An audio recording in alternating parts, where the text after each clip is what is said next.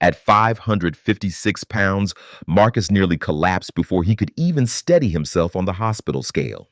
The surgeon's chart showed the weight was only part of the danger because his heart and lungs were already failing under the strain. And when the hospital gave him 30 days to prove he was still safe enough for surgery, the number on the scale stopped being the worst thing in the room. What happened before that countdown ran out would decide whether Marcus ever reached the operating table at all. Marcus Hale gripped the side rail of the bariatric scale platform as two nurses guided him forward. The metal ramp flexed slightly beneath his weight. For a moment, it looked manageable. Then his knees buckled. His body tipped forward, and one of the nurses caught his elbow before gravity finished the job. "Easy," she said quietly. Marcus tried to straighten himself. The effort made his breath hitch like an engine turning over without catching. Across the room, a heart monitor chirped. A nurse glanced at the screen, then toward the others. "Careful," she murmured to the staff beside her. His heart rate spikes fast. Marcus heard it even through the roar of his breathing. He swallowed and nodded as if he already knew. The clinic scale room was wide, but built for moments like this. A reinforced platform, heavy railings, a digital display large enough to read from across the room. Still, the room had gone quiet. Everyone waited. "All right, Marcus," one of the nurses said gently. "Just stand with us a second longer." He shifted his weight forward. His legs trembled so violently that the metal rails rattled beneath his grip. Lena stood a few feet away, hands pressed tightly together. She had helped him into cars, chairs, beds. But here she couldn't help. Hospital protocol. Marcus drew another breath and forced his back upright. The scale stabilized. Numbers blinked across the display. For a moment they climbed, then they stopped. 556 pounds. The digits glowed in steady red light. No one said anything right away. Dr. Elias Rami stepped forward, tablet already open in his hands. He studied the number, then glanced down at Marcus's chart. When he spoke, his voice was calm and even. But the room listened. "Marcus," he said, "you're at 556 pounds today." Marcus nodded slowly, still gripping the rail. Dr. Rami continued scrolling through the file. EKG notes, mobility observations, respiratory strain. He stopped at a highlighted section. The surgeon looked up. "This hospital reviews surgical eligibility every 30 days. Marcus blinked. He hadn't expected that. Dr. Rami tapped the tablet once. "For patients in your condition, we have to confirm that surgery is still safe to perform." The doctor's gaze moved briefly to the heart monitor beside the wall, then back to Marcus. "That review happens again in 30 days. The words hung in the room. "If there is no measurable improvement," Dr. Rami paused, "the hospital will refuse the procedure." Lena shifted her weight slightly. Marcus's fingers tightened around the rail. He had spent months believing surgery was the finish line, a door that would open eventually. Now he understood something else. It was a door that could close. Dr. Rami stepped closer. The surgeon's voice lowered, but every word carried. "This body cannot survive much longer without intervention." Marcus stared at the glowing number on the scale. Marcus struggled to walk the 5 steps from his bed to the chair. The distance was nothing on paper. In the duplex living room, it looked like a crossing. Lena stood beside him with both hands hovering near his arm. She had learned not to grab too soon. Too much help made him angry. Too little could send him down. Marcus planted the walker forward and tried to follow it. One step, then another. By the third, his breathing had turned thin and fast through his nose.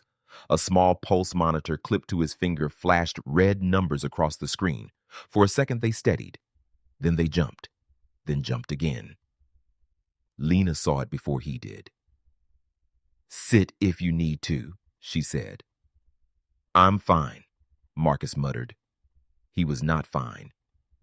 By the time he reached the chair, his face had gone pale and damp.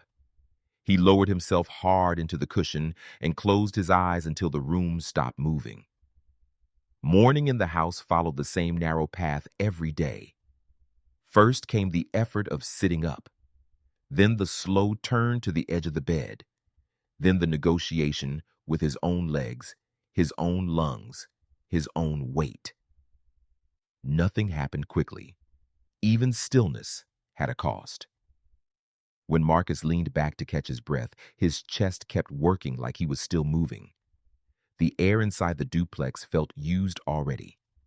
A standing fan pushed warm air from one side of the room to the other. On the side table sat water medication and the notes from the clinic. 30 days. The number had not left the room. Lena brought him a fresh shirt and set it across the arm of the chair. You need to change before PT calls, she said. Marcus looked at the shirt as if it belonged to someone else. My legs are swollen again, he said. It's water. That's all this is. Lena turned toward him. Marcus, he kept going. My body holds fluid. It always has. That scale at the clinic doesn't show that. He rubbed one hand over his thigh, pressing at the stretched fabric of his sweatpants. I'm telling you, that's what they're seeing. Lena's expression hardened, not with anger, but with fatigue. What they're seeing, she said, is that you can barely get to this chair. Marcus looked away. Outside tires rolled over wet pavement. A few seconds later, there was a knock at the front door. Lena opened it. A paper bag came in first, then a drink carrier. The smell filled the room immediately. Grease, toast, sweet coffee. Marcus stared at the bags on the counter. Lena stared too. Neither of them spoke for a moment. Then she turned back toward him. This is exactly what Dr. Rami meant. Marcus's jaw tightened. I didn't order much. Lena gave a short, tired laugh. You say that every time. He shifted in the chair, frustrated now, ashamed enough to sound defensive. I need something. I can't just sit here miserable all day. You think surgery changes anything if this doesn't change first? The question stayed between them. Marcus said nothing. An hour later, after the food was gone and the room quiet again, he decided to stand without help. Maybe to prove he still could. Maybe because being watched had become its own humiliation. He pushed both hands into the sides of the chair and lifted. For 1 second, he was up. Then the blood drained from his face. The room tilted. His knees shook violently. Lena lunged forward just as his body pitched backward again. He dropped hard into the cushion, head falling against the chair back. The pulse monitor flashed. His vision narrowed. For a moment, he thought he might lose consciousness right there. Lena crouched beside him, one hand on the armrest, one near his shoulder. Marcus opened his eyes slowly. He was breathing in shallow pools now, not enough to settle himself. Lena looked at him the way people look at a clock they cannot stop. Then she asked very quietly, what if you don't make it 30 days? Marcus returned to the clinic for evaluation 3 days after the scale room warning. The trip in from the parking area took longer than it should have. By the time Lena helped him through the doorway, his breathing was already strained. The bariatric consultation office was quieter than the scale room had been. No rails, no platform, just a wide chair, an exam table, and Dr. Rami's desk. Marcus lowered himself carefully into the reinforced seat and kept one hand against his chest until the tightness eased. Across from him, Dr. Elias Rami opened the chart that had followed Marcus through every station that morning. He did not begin with small talk. He reviewed the notes first. Pulse spikes during transfer, standing intolerance at home, shortness of breath with minimal exertion. Then he opened the cardiac readings taken earlier in the clinic. The doctor's eyes moved line by line, calm and precise. Marcus watched him do it. So did Lena. There was something unsettling about how quiet a physician became when he was deciding which truth to say out loud. Dr. Rami set the tablet flat on the desk. Marcus, I want you to understand what determines whether surgery goes forward. Marcus nodded once, though he was not sure he wanted to hear it. This is not just about wanting the operation, the doctor said. It is about whether your body can survive the operation. The words landed harder than anything Marcus had heard in the scale room. He looked down at his hands. His knuckles were swollen. Even resting in the chair, he could feel his pulse working too hard. Dr. Rami continued in the same steady tone. For us to clear you for bariatric surgery, you must show 3 things. He lifted one finger. First, weight reduction. A second finger, second, improved mobility. A third, compliance. Marcus frowned slightly. Dr. Rami did not rush. You need to show that you can follow the diet, the movement plan, and instructions consistently. Not for one day. Not when someone is watching. Consistently. Lena glanced at Marcus, but she did not interrupt. Dr. Rami turned the screen so Marcus could see the chart. There were columns Marcus did not understand. Vitals, clearance notes, risk categories. One line near the middle had been marked in red. At your current weight, Dr. Rami said, anesthesia risk is already very high. He tapped the screen once. If your heart remains unstable, if your breathing remains this limited, and if there is no measurable progress, the hospital will not approve the procedure. Marcus lifted his eyes. Not delay. Not reconsider later. Will not approve. He shifted in the chair, and the movement alone seemed to tire him. I'm trying, he said quietly. It was the first time in the room his voice sounded smaller than his body. Dr. Rami's expression did not harden. If anything, it softened for a beat. He had seen men like Marcus before. Not the same life, not the same history, but the same dangerous distance between intention and survival. I believe this is hard, the doctor said. I also believe your body is running out of margin. The office fell silent. From the hallway outside came the faint sound of a cartwheel crossing tile. Inside the room, everything narrowed to the desk between them. Marcus looked at the chart again. Weight reduction, mobility improvement, compliance. The 3 requirements were plain enough. The problem was that each one felt bigger than he was ready to admit.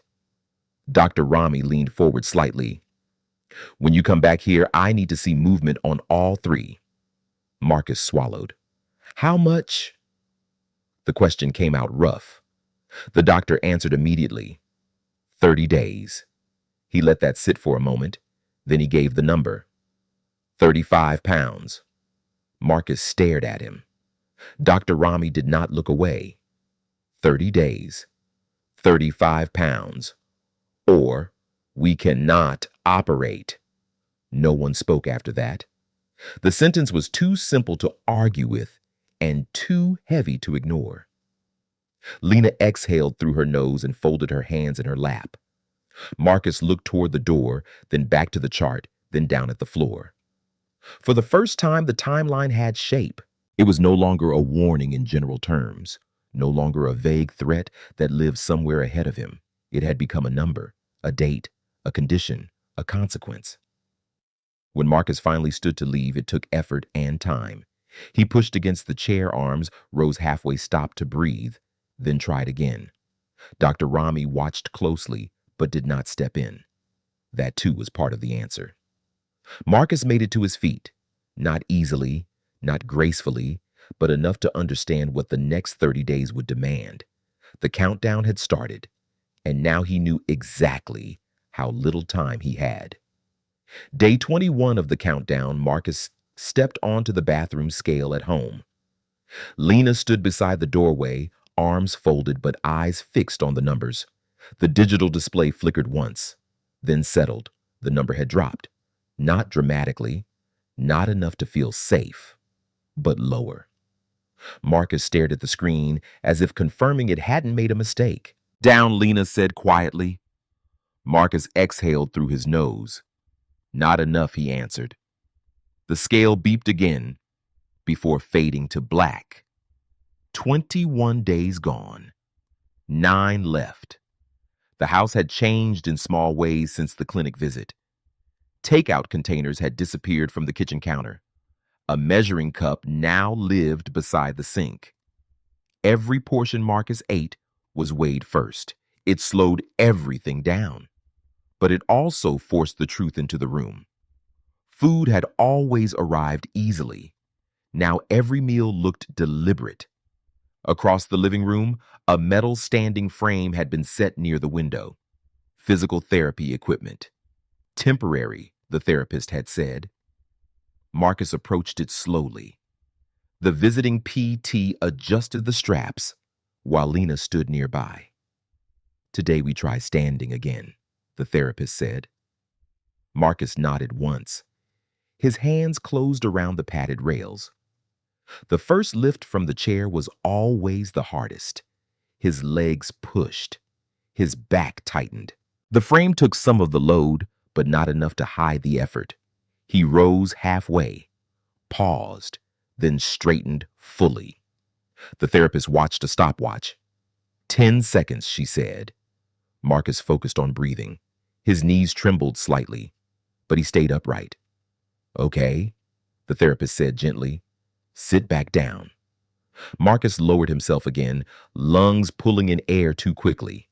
They tried again a few minutes later. This time he reached 20 seconds. The room stayed quiet except for the fan and Marcus's breathing. Even Lena seemed careful not to speak too early. Later that afternoon, they drove to the local clinic scale station. The reinforced platform hummed softly as Marcus stepped on with assistance. The display climbed, then stopped. Lower again. Not the full goal, but moving in the right direction. Lena's shoulders loosened slightly. The therapist nodded once. That's real progress. Marcus didn't celebrate. He had learned that numbers could still move the wrong way tomorrow. Back at home, the therapy continued. The therapist reset the frame again. Let's add movement, she said. Just a couple steps. Marcus gripped the rails. He lifted one foot. The motion looked small, but the effort spread through his entire body. His second step landed crooked. His knees wobbled. Stop, the therapist said immediately. Marcus's breathing had already changed. Short, sharp. He tried to steady himself, but the dizziness arrived first. The therapist and Lena guided him back into the chair. Marcus bent forward, hands braced on his thighs. The pulse monitor clipped to his finger flashed higher numbers. Lena watched the screen. Then she looked at Marcus. She remembered the surgeon's voice in the clinic office. His heart is working twice as hard. On the wall behind the couch, a paper calendar hung with thick red marks, each day crossed out. The next square read clearly 9 days remaining. Marcus tried again, once his breathing slowed. The therapist reset the timer. He rose into the frame. 10 seconds passed, then 20, 30. At 35 seconds, his legs began shaking harder, but he held the rails. Almost there, the therapist said. Marcus clenched his jaw. 40 seconds. Then he collapsed back into the chair before the shaking took him down. His chest heaved. Lena crouched beside him, steadying the frame. Marcus pressed one hand against his sternum. His heartbeat thudded like it was trying to escape. He whispered barely loud enough to hear. If my heart can't take this. He swallowed hard. Then 30 days doesn't matter. Day 30. Marcus Hale returned to the bariatric center for the final evaluation. The same entrance, the same wide hallway, but nothing about the moment felt familiar. Lena pushed the wheelchair beside him until the scale room door came into view. Marcus sat still for a moment, breathing carefully, saving what strength he had left. Inside the room, Two nurses prepared the reinforced platform. One of them recognized Marcus immediately. She checked the chart in her hand and gave a small nod. First day, you were here, she said gently. You couldn't stay standing more than a few seconds. Marcus remembered.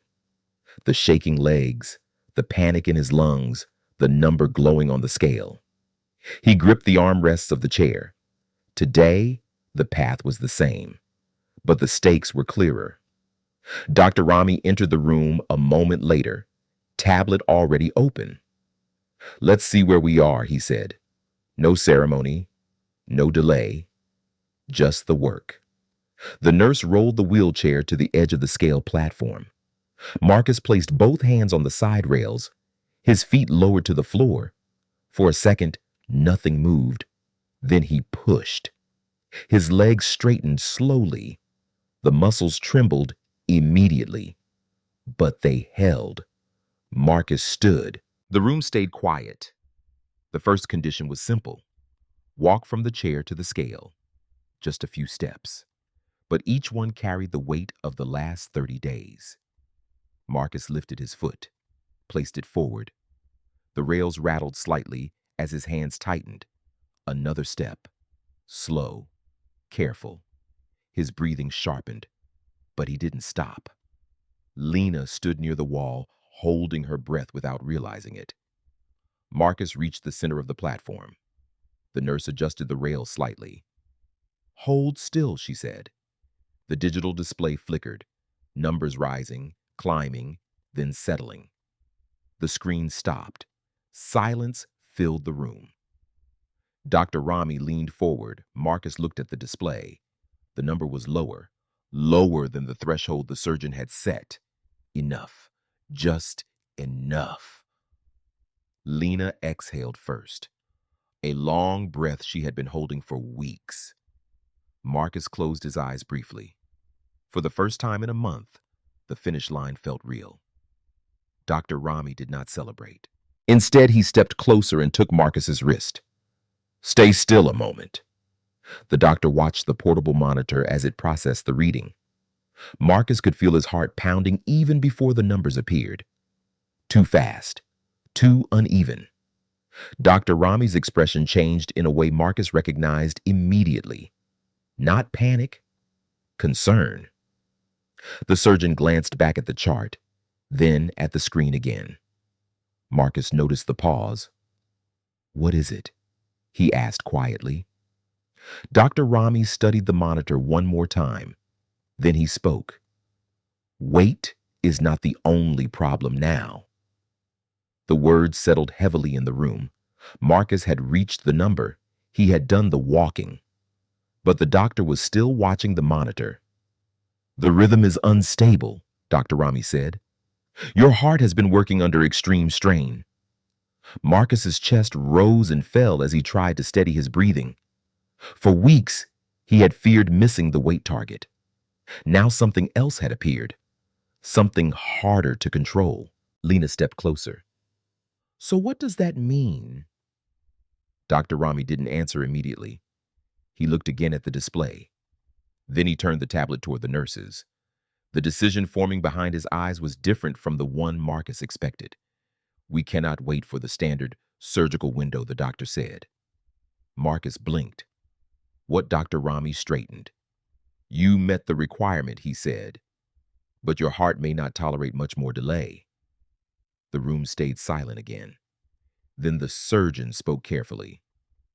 We're moving you to the high-risk schedule. Marcus stared at him. High-risk surgery. The words sounded heavier than any number on the scale. Dr. Rami nodded once. Surgery is no longer optional timing. He met Marcus's eyes. It's your last real chance. Marcus gripped the rail again as if anchoring himself to the room. For a moment, no one moved. Then Dr. Rami looked at the cardiac monitor one final time. His voice lowered. If we wait longer, he paused, your heart may fail before surgery. 1 week later, Marcus returned to the clinic. The hallway felt familiar now. Same wide floor, Same fluorescent lights, same slow walk toward the scale room. Lena stayed close beside him, but she didn't hold his arm this time. Marcus pushed the wheelchair forward himself until they reached the doorway. Inside, the room looked exactly the same as the first morning he arrived. The reinforced platform, the metal rails, the bright red digital display. Nothing had changed. Except Marcus. A nurse greeted him with a quiet nod and stepped aside to give him space. "Whenever you're ready," she said. Marcus rolled forward until the front wheels stopped beside the scale. For a moment he stayed seated, breathing evenly, watching the platform. Then he placed both hands on the chair arms and began to rise. His legs still trembled. That had not changed.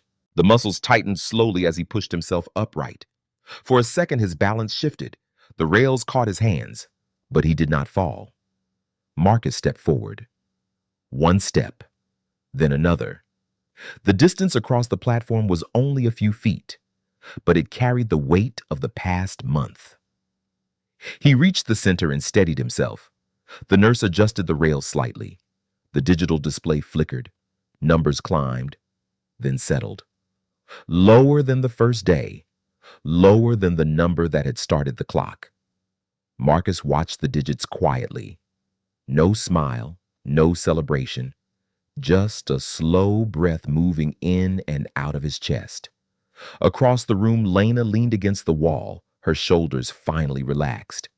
Marcus stayed standing, longer than he had before, longer than that first moment when his legs had collapsed beneath him. The room stayed quiet. No applause, no speeches, just the steady hum of the scale and Marcus breathing through the effort. After a moment, he stepped carefully back from the platform. The nurse made a note on the chart. Marcus rested one hand against the rail and looked once more at the display. The number had changed, but the truth had not. The operation ahead was still dangerous. The risk had not disappeared. It had only moved forward.